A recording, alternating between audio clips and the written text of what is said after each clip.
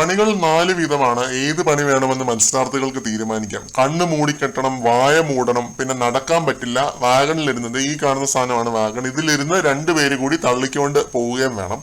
പിന്നെ ആന കളിക്കുന്നതാണ് 4ാമത്തെ പണി. അത് ലേറ്റസ്റ്റ് ആണ് കേട്ടോ, കഴിഞ്ഞ റൗണ്ടിൽ ഇത് ഇല്ലായിരുന്നു. അപ്പൊ ഈ ഒരു റൗണ്ടിൽ വാഗണിൽ ഇരിക്കേണ്ടത് അനീഷാണ്. അനീഷ് പറയുന്ന ഡയലോഗുകളൊക്കെ കേൾക്കേണ്ടത് തന്നെയാണ് കേട്ടോ. പ്രജകളെ കാണാൻ മഹാരാജാവ് ഇതാ വരുന്നേ, നിങ്ങൾ ഈ വണ്ടി അവിടെ ഇവിടെയും തട്ടി പ്രോപ്പർട്ടി കേടാക്കി കഴിഞ്ഞാൽ രാജാവ് അതിന് ഉത്തരവാദി അല്ല.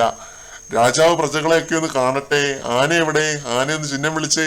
ഇങ്ങനെയൊക്കെ അനീഷ് ഇരുന്ന് ഇങ്ങനെ പറഞ്ഞുകൊണ്ടേ ഇരിക്കുവാണ് ആ ഒരു സാധനത്തിന്റെ മണ്ടയായിരുന്നു, നോൺ സ്റ്റോപ്പ് ആയിട്ട്. കാണാൻ നല്ല രസമുണ്ട് ഇത്, പ്രത്യേകിച്ച് ആര്യന്റെ ആ ഒരു ആന നടത്തവും പിന്നെ അനീഷിന്റെ ഈ ഡയലോഗ് അടിയും. ഇതിനൊക്കെ ഇടയിൽ അനീഷിന്റെ ചൊറിയൽ പ്രക്രിയ ആണ് നടന്നുകൊണ്ടിരിക്കുന്നത്.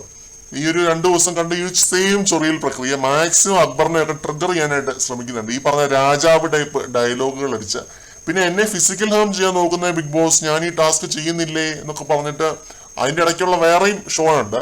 അനീഷ് ഓരോ തവണ വീഴുമ്പോഴും ശാരിക, രേണു, അനുമോള ഇവരൊക്കെ വന്നു നിന്ന് അക്ബറിനെയും ഷാനവാസിനെയും നിർത്തി പൊരിക്കുന്നതും ഉണ്ടായിരുന്നു.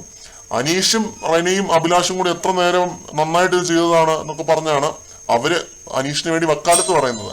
എന്തായാലും അനീഷ് ഒരു കിടലിന് എന്റർടൈനർ ആണ് കേട്ടോ. ചൊറിയൻ ഗെയിമാണ് പുള്ളി കളിച്ചു വരുന്നത് എങ്കിലും വരും ദിവസങ്ങളിൽ നല്ല ജനപിന്തുണ ഉണ്ടായി വരാൻ ചാൻസ് ഉള്ള ഒരു കണ്ടസ്റ്റന്റ് ആണ്. കാരണം ബിഗ് ബോസ് കൊടുക്കുന്ന ടാസ്കുകളിലൊക്കെ പുള്ളി കാണിക്കുന്ന ഒരു ആത്മാർത്ഥതയുണ്ട് പ്രേക്ഷകരോടും ബിഗ് ബോസിനോടും എല്ലാവരോടും. പിന്നെ ഏതോ പ്രേക്ഷകൻ ഒരു കമന്റിൽ പറഞ്ഞ പോലെ രതീഷിനെ പോലെ ആകുമോ അതോ രാജാവാകുമോ എന്നൊക്കെ കണ്ടറിയാം.